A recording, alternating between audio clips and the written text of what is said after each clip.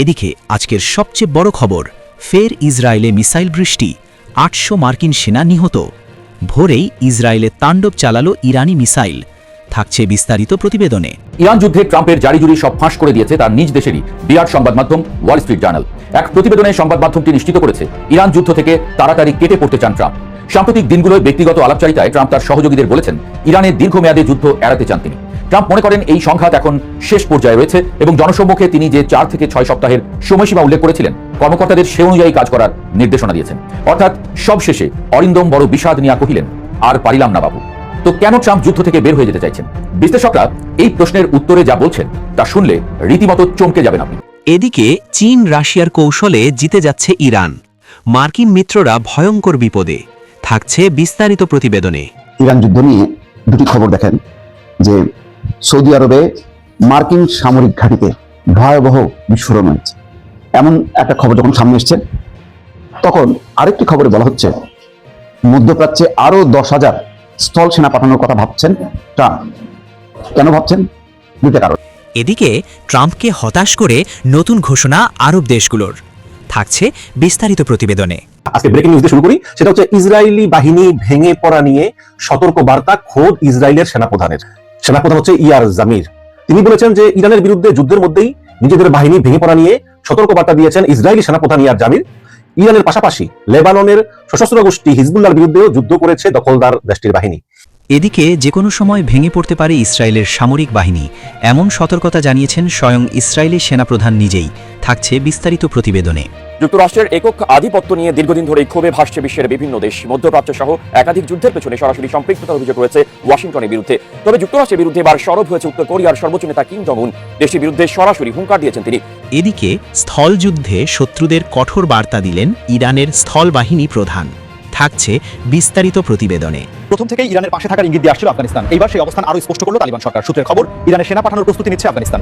তালিবান নেতারা জানিয়েছেন, যুদ্ধ যদি হয় তবে হবে চোখে চোখ রেখে। সেনাবাহিনী, যুদ্ধ সরঞ্জাম, যা কিছু প্রয়োজন সব ধরনের সহায়তা দিতে প্রস্তুত আফগানিস্তানের তালিবান সরকার। এই ঘোষণায় কিছুটা হলেও স্বস্তির নিঃশ্বাস ফেলছে মুসলিম বিশ্বের একটি অংশ। আপনাদের মতামত কি?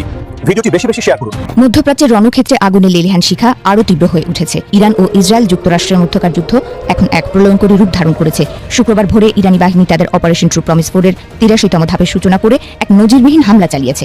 শত শত মিসাইল ও ড্রোনের গর্জনে কেঁপে উঠেছে আশদৌদ থেকে শুরু করে কাতার, কুয়েতের মার্কিন ঘাঁটিগুলো। ভোরের আলো ফোটার আগেই আকাশের বুক চিরে ধেয়ে আসে একের পর এক দূরপাল্লার ব্যালিস্টিক মিসাইল এবং আত্মঘাতী ড্রোনের ছাপ। ইরানের অ্যারোস্পেস ও নেভাল ফোর্সের এই সমন্বিত হামলায় মূল লক্ষ্যবস্তু ছিল ইসরায়েলের গুরুত্বপূর্ণ তেল শোধনাগার এবং আশদোদ শহরের সামরিক অবস্থানগুলো। সেই সঙ্গে মডার্ন বসতিতে থাকা দখলদার বাহিনীর ইউনিটগুলো এই বিধ্বংসী আগুনের মুখে পড়ে। তবে এবারের হামলার সবচেয়ে চমকপ্রদ দিক ছিল মার্কিন ঘাঁটির ওপর সরাসরি ও ভয়াবহ আঘাত। আল দাফরা এবং আল উদাইদের মতো বিশাল মার্কিন সামরিক কেন্দ্রগুলোতে বৃষ্টির মতো আছড়ে পড়েছে ইরানি মিসাইল। মার্কিন গোয়েন্দা বিনিময় কেন্দ্র এবং যুদ্ধ বিমানের জ্বালানি ডিপোগুলো মুহূর্তেই আগুনের কুণ্ডলিতে পরিণত হয়। আকাশ প্রতিরক্ষা ব্যবস্থা প্যাট্রিয়টের রক্ষণাবেক্ষণ কেন্দ্রগুলোকেও মাটির সঙ্গে মিশিয়ে দেওয়ার দাবি করেছে তেহরান। ইরানি সশস্ত্র বাহিনীর মুখপাত্র ব্রিগেডিয়ার জেনারেল আবুল ফাজল শেকারচি রাশীয় টেলিভিশনে দাঁড়িয়ে যে পরিসংখ্যান দিয়েছেন তা বিশ্ববাসীকে স্তম্ভিত করে দিয়েছে। তার দাবি অনুযায়ী গত 28 ফেব্রুয়ারি থেকে শুরু হওয়া এই যুদ্ধে এ পর্যন্ত প্রায় 600 থেকে 800 মার্কিন সেনা নিহত হয়েছে এবং আহতের সংখ্যা 5000 ছাড়িয়েছে। মার্কিন বাহিনীকে একটি কাগজে বাঘ হিসেবে অভিহিত করে তিনি 17টি মার্কিন ঘাঁটি ধ্বংসের ঘোষণা দেন। নিউ ইয়র্ক টাইমসের এক চাঞ্চল্যকর প্রতিবেদনে জানা গেছে, ইরানি ড্রোন ও মিসাইলের মুহুর্মুহু আঘাতে পশ্চিম এশিয়ায় যুক্তরাষ্ট্রের প্রধান ঘাঁটিগুলো এখন বসবাসের অনুপযোগী হয়ে পড়েছে। একসময় সুরক্ষিত দুর্গগুলো আজ ধ্বংসস্তূপ। সেনারা এখন বড় বড় বেস ছেড়ে সাধারণ হোটেল বা অফিস বিল্ডিংয়ে আত্মগোপন করে কার্যক্রম পরিচালনা করতে বাধ্য হচ্ছে। কমান্ড অ্যান্ড কন্ট্রোল সিস্টেম ভেঙে পড়ায় সেনাদের মধ্যে চরম অস্থিরতা বিরাজ করছে। কুয়েত, কাতার, বাহরাইন এবং সৌদি আরবে অবস্থিত মার্কিন স্থাপনাগুলোর রানওয়ে, ফুয়েল ডিপো এবং রাডার সিস্টেম পুরোপুরি অকেজো হয়ে গেছে। ভারী যুদ্ধ সরঞ্জাম মোতায়েনের ক্ষমতা হারিয়ে ফেলেছে পেন্টাগন। পরিস্থিতি এতটাই বেগতিক যে অনেক মার্কিন সেনাকে মধ্যপ্রাচ্য থেকে সরিয়ে সরাসরি ইউরোপে পাঠিয়ে দেওয়া হয়েছে।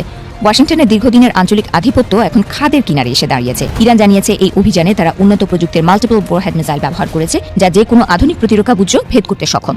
হামলার সূক্ষ্মতা ও কার্যকারিতা শতভাগ সফল হয়েছে বলে তেহরান গর্ব ভরে প্রচার করছে। এই অপারেশন ট্রু প্রমিস 4 যেন এক নতুন আঞ্চলিক সমীকরণের ইঙ্গিত দিচ্ছে, যেখানে পুরনো শক্তির দাপট ম্লান হয়ে আসছে। অশান্ত এই মরুভূমির আকাশে এখন কেবল বারুদের গন্ধ আর যুদ্ধের দামামা। ইরান স্পষ্ট জানিয়ে দিয়েছে, উস্কানি বন্ধ না হওয়া পর্যন্ত তাদের এই অপারেশন থামবে না। অন্যদিকে মার্কিন ও ইসরায়েলি শিবিরে যে ক্ষয়ক্ষতির চিত্র ফুটে উঠছে তা মধ্যপ্রাচ্যে পশ্চিমা শক্তির উপস্থিতিকে এক বিশাল অস্তিত্ব সংকটের মুখে ঠেলে দিয়েছে। এদিকে চীন রাশিয়ার কৌশলে জিতে যাচ্ছে ইরান, মার্কিন মিত্ররা ভয়ঙ্কর বিপদে। রণক্ষেত্র এখন আর শুধু মধ্যপ্রাচ্যে সীমাবদ্ধ নেই।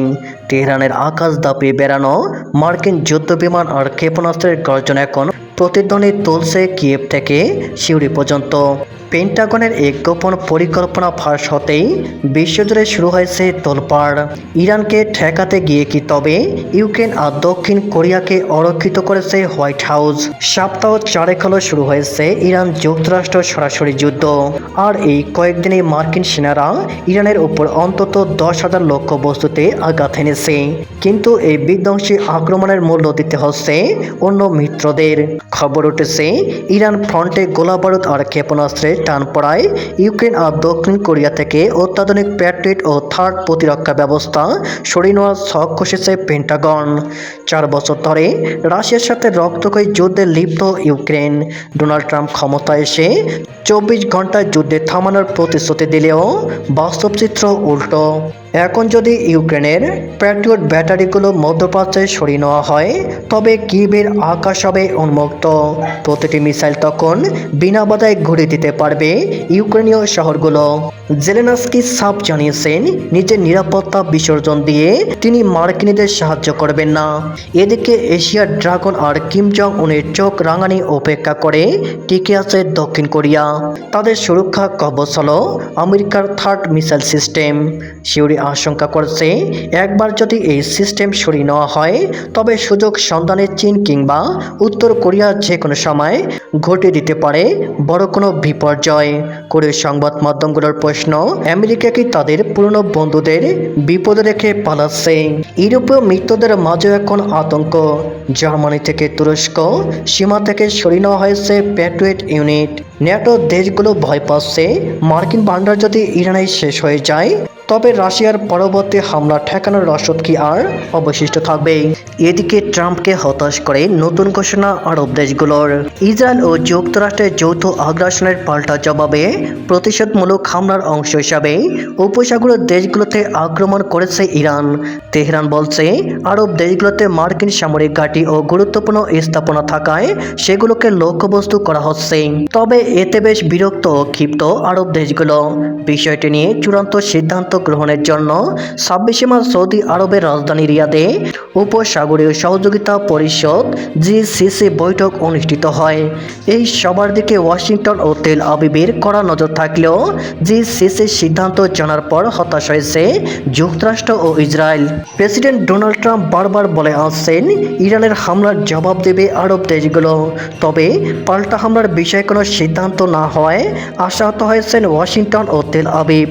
একই সঙ্গে আরব দেশগুলো কূটনৈতিক প্রচেষ্টার মাধ্যমে যুদ্ধবন্ধের আহ্বান জানানোয় আরও বিপাকে পড়েছেন ট্রাম্প প্রশাসন। জিসিসি বৈঠকে বেশ কিছু বিষয়ে গুরুত্বপূর্ণ সিদ্ধান্ত নেওয়া হয়েছে। এর মধ্যে অন্যতম হল ইরানের ওপর চাপিয়ে দেওয়া ওয়াশিংটন ও তেল আবিবের যুদ্ধ আলোচনার মাধ্যমে কূটনৈতিক উপায় শেষ করতে হবে। বৈঠক শেষে জিসিসির মহাসচিব আল হুদাই বলেছেন জিসিসিভুক্ত দেশগুলো স্পষ্টভাবে জানিয়ে দিয়েছে তারা কোনো সামরিক অভিযানে অংশ নেবে না বা ইরানের বিরুদ্ধে হামলার জন্য তাদের ভূখণ্ড ব্যবহার করতে দেবে না। তেহরান এসব হামলা বন্ধ করবে এই আশায় জিসিসি দেশগুলো এখনো ইরানের হামলার জবাব বা প্রতিশোধ নেয়নি।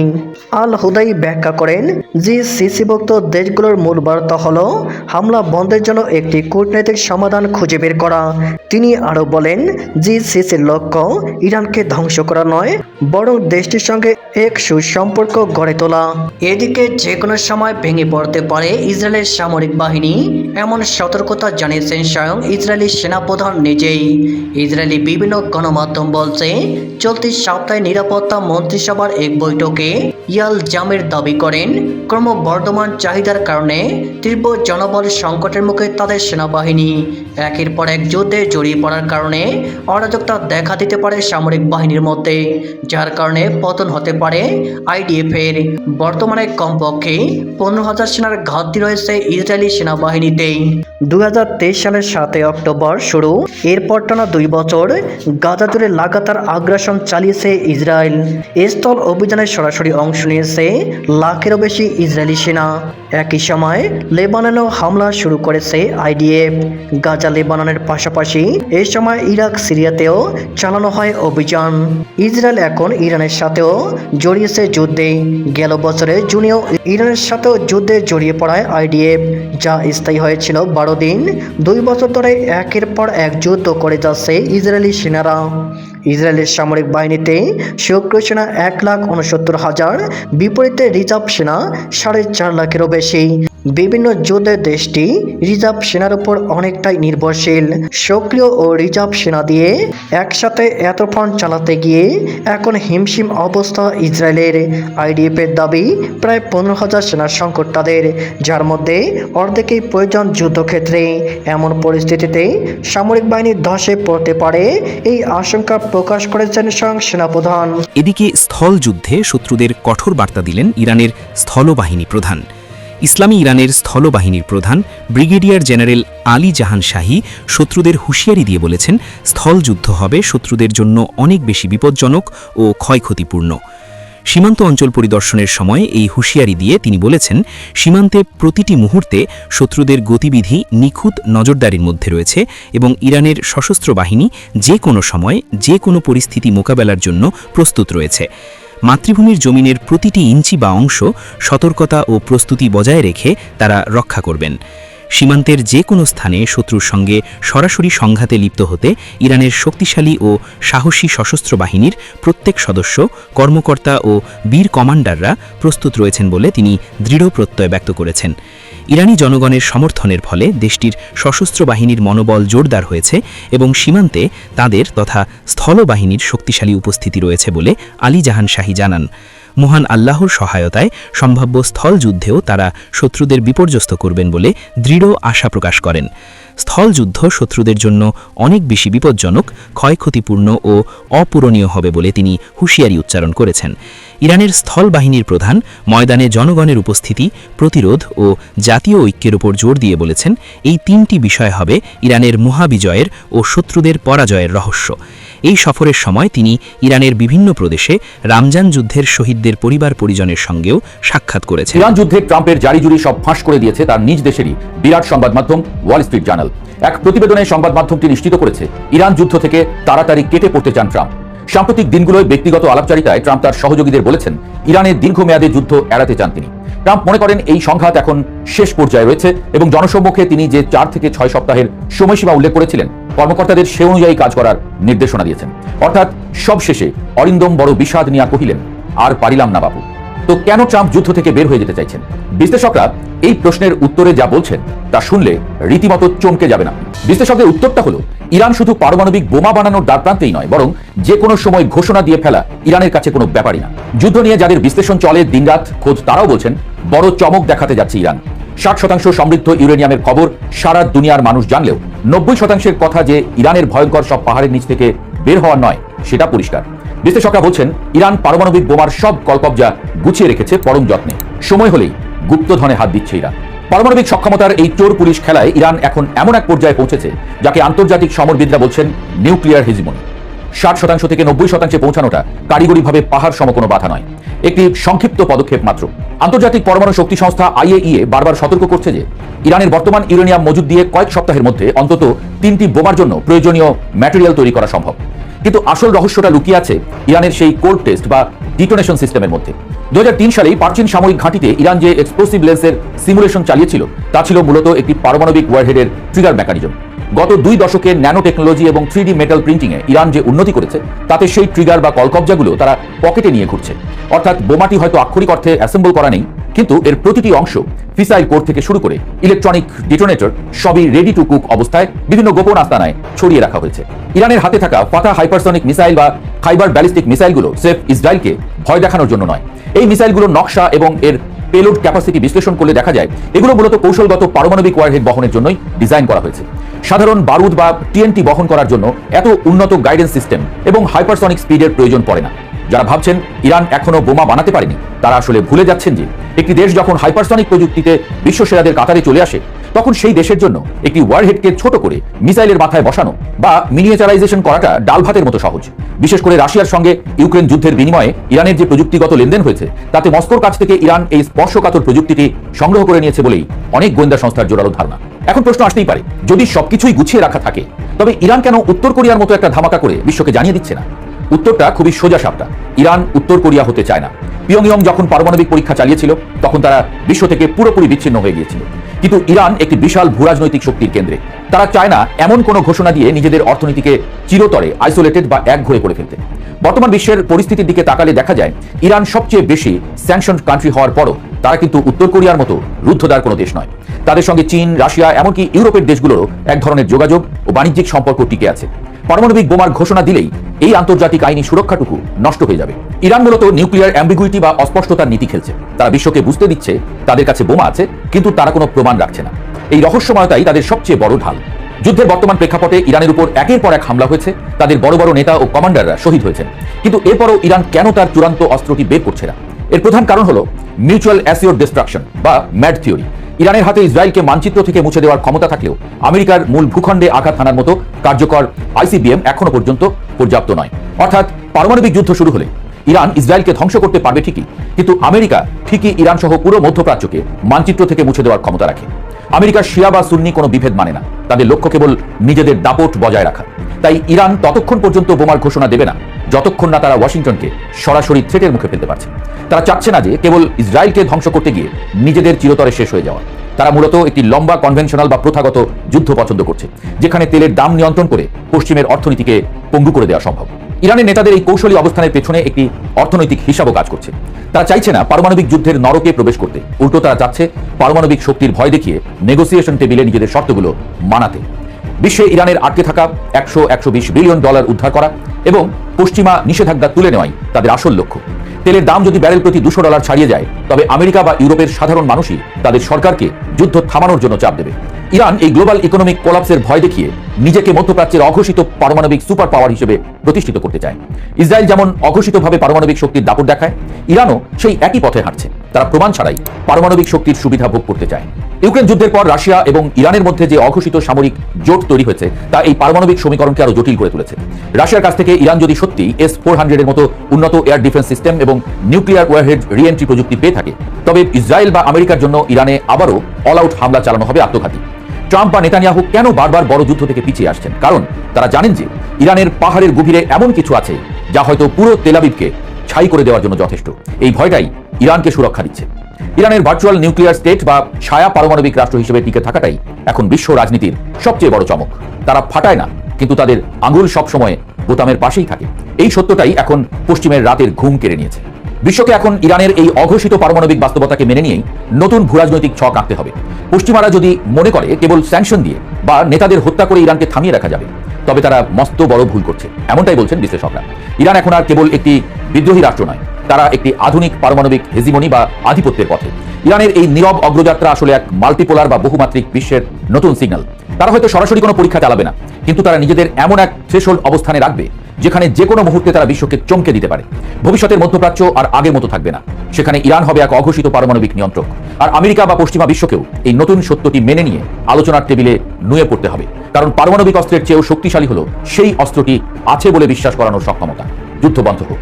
ইরান যুদ্ধ নিয়ে দুটি খবর দেখেন যে সৌদি আরবে মার্কিন সামরিক ঘাঁটিতে ভয়াবহ বিস্ফোরণ হয়েছে। এমন একটা খবর যখন সামনে এসছে তখন আরেকটি খবরে বলা হচ্ছে মধ্যপ্রাচ্যে আরো 10,000 স্থল সেনা পাঠানোর কথা ভাবছেন ট্রাম্প। কেন ভাবছেন? দুটো কারণ। একটা হলো মধ্যপ্রাচ্যকে প্রতিরক্ষা দিতে পারছে না, সুরক্ষা দিতে পারছে না ডোনাল্ড ট্রাম্প। 27টা ঘাঁটি, আরব দেশগুলোতে মোট 27টা ঘাঁটি। এই 27টা ঘাঁটি বহন করতে মিডল ইস্টের দেশগুলোতে বিলিয়ন বিলিয়ন বলবো না $ট্রিলিয়ন খরচ হচ্ছে। কিন্তু তার বিনিময়ে কি হচ্ছে? সেখানে বেপরোয়া হামলা হচ্ছে, মধ্যপ্রাচ্যকে রক্ষা করতে পারছে না। কুয়েত বিমানবন্দর কালকে সারাদিন চলেছে। এর মধ্যে যারা রক্ষা করবে যে আমেরিকা, তাদের সামরিক ঘাঁটিতে ভয়াবহ বিস্ফোরণ করছে। ইরানের আধা সরকারি সংস্থা তাসনিম নিউজ এজেন্সির বরাত দিয়ে জানানো হয়েছে সৌদি আরব অবস্থিত একটি মার্কিন সামরিক ঘাঁটিতে ভয়াবহ বিস্ফোরণ হয়েছে। ইরানের ইসলামী বিপ্লবী গার্ড বাহিনীর আইআরজিসির সঙ্গে সংশ্লিষ্ট এই সংবাদ সংস্থা বলছে বিভিন্ন আন্তর্জাতিক সংবাদ মাধ্যমের খবরে সৌদি আরবের পূর্বাঞ্চলীয় মুলতান আমির ঘাটিতে ড্রোন হামলার কথা উল্লেখ করা হয়েছে। দ্য গার্ডিয়ান এই সংবাদ জানাচ্ছে। অন্যদিকে আরো 10,000 স্থল সেনা মধ্যপ্রাচ্য যুদ্ধবন্ধে ইরানের সঙ্গে শান্তি আলোচনার কথা বলছেন মার্কিন প্রেসিডেন্ট ডোনাল্ড ট্রাম্প। অন্যদিকে যুদ্ধে তাকে আরো সামরিক বিকল্প দেওয়ার বিষয়টি বিবেচনা করছে মার্কিন প্রতিরক্ষা দপ্তর পেন্টাগন। কারণ আলটিমেটলি এই ক্ষেপণাস্ত্র হামলা করে বা বিমান হামলা করে এই ব্যয়বহুল লম্বা সময় চালানো সম্ভব না। সেই কারণে এখন স্থলপথে এখন আক্রমণের চিন্তা করছে, অথবা মধ্যপ্রাচ্যকে রক্ষা করার একটা পরিস্থিতি তৈরি করতেছে, যে দেখাচ্ছে যে না, মধ্যপ্রাচ্যকে রক্ষা করার ক্ষমতা আমেরিকার আছে, কিন্তু আমেরিকার উপর সেই বিশ্বাস আস্থা কিন্তু এখন আস্তে আস্তে উঠে যাচ্ছে। এখন মধ্যপ্রাচ্যের দেশগুলো ভাবছে যে তাহলে তাদের এই ঘাঁটি রক্ষা করার জন্য বা ঘাঁটি মেনটেন করার জন্য আমরা এত বিলিয়ন বিলিয়ন ডলার কেন খরচ করবো। চাপে পড়ে গেছে ডোনাল্ড ট্রাম্প, এই জন্য চাপে পড়ে গেছে। ফলে এই সৌদি আরব, সংযুক্ত আরব আমিরাত, কুয়েত, কাতার এসব দেশ থেকে যে পরিমাণ অর্থ ইনকাম করে ওই সামরিক ঘাঁটির বিপরীতে এখন প্রয়োজনে স্থলভাগে অপারেশন শুরু করবে। তারপরও ইরানকে থামাতে হবে। ইরানকে যদি না থামাতে পারে তাহলে আমেরিকার মান সম্মান তো ভূমিচ্যুত হবে, আমেরিকার উপর যে আস্থা ছিল, বিশ্বাস ছিল, সেটা আর থাকবে না। যুক্তরাষ্ট্রভিত্তিক সংবাদ মাধ্যম দ্য ওয়াল স্ট্রিট জার্নালের প্রতিবেদনে তথ্য দেওয়া হয়েছে যে পেন্টাগনের পরিকল্পনা সম্পর্কে অবগত আছেন এমন কর্মকর্তাদের বরাতে উল্লেখ করা হয়েছে মধ্যপ্রাচ্যে পাঠানোর সম্ভাব্য এই বাহিনীতে পদাতিক এবং সাজোয়া যান অন্তর্ভুক্ত থাকবে। ওয়াশিংটন এরই মধ্যে মার্কিন বাহিনীর 82তম এয়ারবার্ন ডিভিশনের প্রায় 5,000 মেরিন সেনা এবং 2,000 প্যারাশুটারকে মধ্যপ্রাচ্যে পাঠানোর নির্দেশ দিয়েছে। এখন ওয়াল স্ট্রিট জার্নালের খবর অনুযায়ী আরো প্রায় 10,000 সেনা তাদের সঙ্গে যুক্ত করার বিষয়টি বিবেচনা করা হচ্ছে। তার মানে 15,000 পদাতিক এবং প্যারাশুটার বাহিনী যারা আকাশ থেকে নামতে পারে। এই সবগুলো হচ্ছে এই কারণে যে এখন পর্যন্ত প্রায় 1 মাস যুদ্ধে আমেরিকা বা ইসরায়েল ধ্বংসযজ্ঞ করেছে, কিন্তু ইরানকে দমাতে পারেনি। ফলে দিনকে দিন তাদের বহর বাড়ছে, খরচ বাড়ছে, তাদের মধ্যে উদ্বেগ বাড়ছে। আলোচনার উপর তারা খুব একটা ভরসা করতে পারছে না, কারণ ইরান বারবার বলছে যে তারা আলোচনায় আগ্রহী না, তারা এটার শেষ দেখে ছাড়বে। আসসালামু আলাইকুম। আচ্ছা, আজকে ব্রেকিং নিউজ দিয়ে শুরু করি। সেটা হচ্ছে ইসরায়েলি বাহিনী ভেঙে পড়া নিয়ে সতর্ক বার্তা খোদ ইসরায়েলের সেনাপ্রধানের। সেনাপ্রধান হচ্ছে ইয়ার জামির। তিনি বলেছেন যে ইরানের বিরুদ্ধে যুদ্ধের মধ্যেই নিজেদের বাহিনী ভেঙে পড়া নিয়ে সতর্ক বার্তা দিয়েছেন ইসরায়েলি সেনাপ্রধান ইয়ার জামির। ইরানের পাশাপাশি লেবাননের সশস্ত্র গোষ্ঠী হিজবুল্লাহর বিরুদ্ধেও যুদ্ধ করেছে দখলদার দেশটির বাহিনী, আর তাতেই দেখা গিয়েছে সেনা সংকট। মানে বিভিন্ন ভাবে যুদ্ধ করতে হচ্ছে, একদিকে ইরানের দিকে, আরেকদিকে আবার ওই লেবাননের দিকে। ইসরায়েলের বিভিন্ন গণমাধ্যমের খবর অনুযায়ী বুধবার ইসরায়েলের মন্ত্রিসভার নিরাপত্তা বিষয়ক কমিটির বৈঠকে উপস্থিত ছিলেন ইয়ার জামিন। সেখানে তিনি বলেন যে আমি আপনাদের সামনে 10টা বিপদের কথা তুলে ধরতেছি। তার মধ্যে একটি হলো সেনা সংকটের কারণে খুব শীঘ্রই সেনাবাহিনী সাধারণ অভিযান চালাতেও অক্ষম হয়ে পড়বে। তো ভয়ঙ্কর কথা। এই পরিস্থিতিতে মন্ত্রিসভার বৈঠকে তিনি কিছু সুপারিশও তুলে ধরেন। তিনি বলেন সেনাবাহিনীর জন্য সেনা নিয়োগ আইন এবং সাবেক সেনাদের যারা যা করেছে তাদেরকে ফেরানো সংক্রান্ত আইন প্রণয়ন এবং সেনাবাহিনীতে বাধ্যতামূলকভাবে দায়িত্বের সময়সীমা বাড়ানো সহ বিভিন্ন আইন প্রণয়ন করতে হবে। মানে উনি বলতেছেন যে প্রত্যেকটা লোককে সেনাবাহিনীতে যোগ দিতেই হবে, বাধ্যতামূলক আইন, এবং যারা সেনাবাহিনী রিটায়ার করেছে তাদের সবাইকে আবার ফেরত আনতেই হবে। হ্যাঁ, তো এভাবে তিনি বলতেছেন যে না হলে আমাদের সেনাবাহিনী ভেঙে পড়বে, আমাদের সেনা সংকট শুরু হবে। যদি ইসরায়েল ছোট দেশ, তাদের লোক সংখ্যা কম, শুধু আমেরিকার কারণে তারা আসলে টিকে আছে, এটা তো বলাই বাহুল্য। আমাদের প্রিয় সাবিনা আপা একটা ফেসবুক পোস্টে মাত্র দিয়েছেন। সাবিনা আপা তিনি মার্কিন ডিফেন্স ডিপার্টমেন্টে চাকরি করেন, একজন তিনি প্রকৌশলী। সাবিনা আপা আমার চ্যানেলে এসেছিলেন একবার। ওনার হিন্দি করতে পারলেন, আমি যে ব্যস্ত, প্লাস উনি আমার চেয়ে বেশি ব্যস্ত, ওনাকে রিচ করা খুবই কঠিন। তো উনি লিখেছেন যে আজকে 27 নম্বর দিন যুদ্ধের। তিনি লিখেছেন সাবিনা আপা যে খার্ক দ্বীপ, হরমুজ প্রণালী এবং বন্দর আব্বাস ঘিরে পরবর্তী যুদ্ধের চূড়ান্ত প্রস্তুতি গ্রহণ করেছে দুই পক্ষই। এটি এখন আর শুধু পরিকল্পনার পর্যায়ে নেই, যুদ্ধের সেনা আর যন্ত্রপাতি পুরো দমে জায়গা মতো পৌঁছে গিয়েছে। আমি তো বললাম আপনাদেরকে যে 11 মাস থেকে 23 মাস 35টা ফ্লাইট গেছে সেই আমেরিকার বিভিন্ন বিমান ঘাঁটি থেকে জর্ডান এবং ইসরায়েলের বিভিন্ন বিমান ঘাঁটিতে, হ্যাঁ, যেটা ফ্লাইট রাডার তথ্য অনুযায়ী। তো যখন গণমাধ্যমে পাকিস্তানের মধ্যস্থতায়, এই পাকিস্তানকেও কিন্তু বিশ্বাস করা যায় না, পাকিস্তানের মধ্যস্থতায় ইরান যুক্তরাষ্ট্র যুদ্ধবিরতির আলোচনার খবর চলছে, তখন পেছনে আমেরিকান সামরিক বাহিনীর বড় আকারের ট্রুপ মুভমেন্ট এবং লজিস্টিক প্রায় সম্পূর্ণ। এই যে একটু লজিস্টিক কথা বললাম, এটা প্রায় সম্পূর্ণ করে ফেলেছে। প্রেসিডেন্ট ডোনাল্ড ট্রাম্প কখনোই শুধু কূটনৈতিক আলোচনায় বিশ্বাস করেন না, তার বর্ষণ স্পষ্ট, জোর যার মূল্য তার। এটাই হচ্ছে প্রেসিডেন্ট ট্রাম্পের আদর্শ। আমেরিকার কমান্ডার ইন চিফ হিসাবে তার হাতে বিশ্বের সবচেয়ে শক্তিশালী সামরিক বাহিনী এবং অত্যাধুনিক অস্ত্রের ভান্ডার রয়েছে। তার ঘনিষ্ঠ উপদেষ্টা মন্ত্রীরা যেমন প্রতিরক্ষা মন্ত্রী পিটার হ্যাকসেথ, পররাষ্ট্রমন্ত্রী মার্কো রুবিও এবং ইসরায়েলের প্রধানমন্ত্রী বেনিয়ামিন নেতানিয়াহু সবাই যুদ্ধপ্রিয়, এরা যুদ্ধ করতে ভালোবাসে। এদের কাছে শক্তি প্রয়োগ, লক্ষ্য বস্তুতে আঘাত এবং কৌশলগত দখলই হচ্ছে আসল কার্যকর পদ্ধতি। এই কারণে পাকিস্তানের মাধ্যমে চলমান 15টা দাবি নিয়ে যুদ্ধবিরতি প্রস্তাব এবং আলোচনা কেবলই একটি আইওয়াশ, লোক দেখানো।